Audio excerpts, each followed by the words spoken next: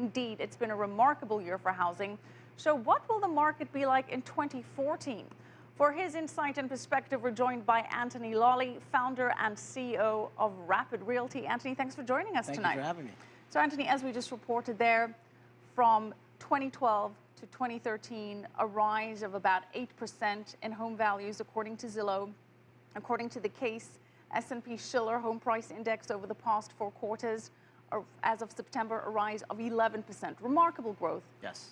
What are the reasons behind this? Well, you know, institutional investors, private equity, buying up properties for the specific purpose of renting. That's really what's shoring up the properties and in the economy at this point. So you're saying it's institutional investors, private equity, it's not home buyers, and this is a false market, according to you. It is a false market. You know, it's really an artificial market, if you call it.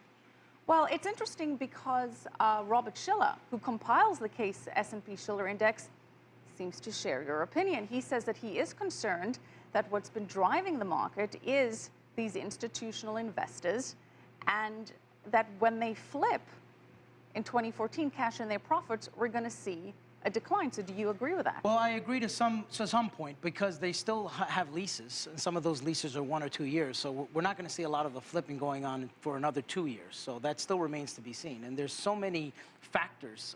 First of all, we have the new changing of the guard of the Fed. That's number one. We have the new head of the FHFA, and we have to see what Fannie and Freddie is going to do with the tapering.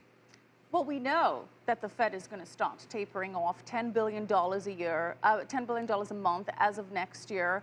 And the Fed's $85 billion per month injection of buying mortgage-backed securities has really helped boost the market. So what's going to happen when they start the tapering? We have January 10th, the Dodd-Frank rules come into play. So a lot of lenders are waiting to see what the rules and regulations are. So they're afraid to make any moves until that point. So what is your outlook then for 2014, given all this? My outlook is that there's going to still be institutional buyers buying up properties, renting them out. And word on the street is that they're going to slowly release inventory. They're not going to flood the market with inventory because interest rates are rising at a steady 11 to 13% equity appreciation rates. So, yeah. But surely this boom cannot be just because of institutional investors. I mean, we are seeing Americans buying more homes for themselves, right? Well, that's only because there's limited inventory. There really isn't much interest to buy homes anymore. The rental market is red hot, and people would much rather just rent for the agility purposes.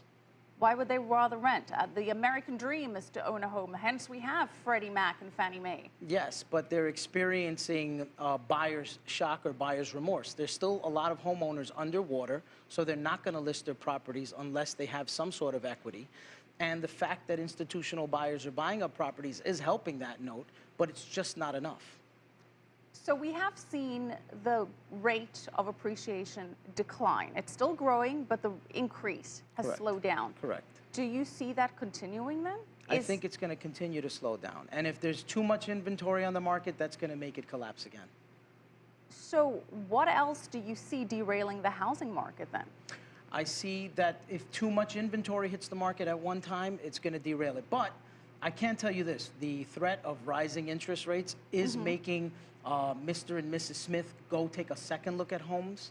The lending is tighter, so there's less foreclosures on the market, so it's not as scary. So when you get a loan, you know you're actually qualified for it. So the people that are out there are really qualified, but they're buying new homes, new construction homes, instead of resales. What about the role of foreign investors in the housing market? Oh, that's a major thing. That's also what's helping the market a lot. I mean, this is a safer place to park your money. Your return is going to be there to the tune of 8 to 12%. And it makes sense because they can lease them out for a decent amount of money.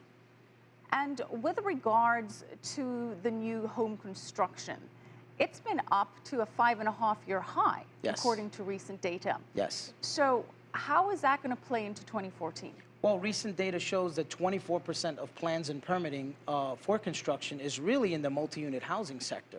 So that's also something interesting when you have companies like the Toll Brothers buying properties to develop rental properties. So that's something to really take a look at, because there isn't as much new housing that you can purchase other than just rent. So do you think we're going to be reaching the peak of housing again? Is another bubble forming with the role of institutional investors, and you're saying this big surge in renting? Well, there's an old saying, better a Munster than a Nunster. At least they're buying up some properties, they're fixing them up, they're being rented, some action and activity is healthy. It's better than nothing.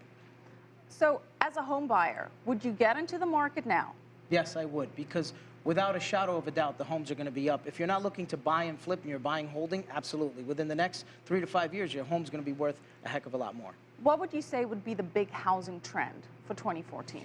Well, obviously, there's the safe bets, like San Francisco is the hottest place, New York's the hottest place, but it depends on what you want to buy for. A lot of the places that were hit the worst are the places to invest in now for equity appreciation purposes. But for buying and faster equity appreciation, you buy in the hot markets. All right. Thank you so much. Thank you. Anthony Lolli, founder and CEO of Rapid Realty.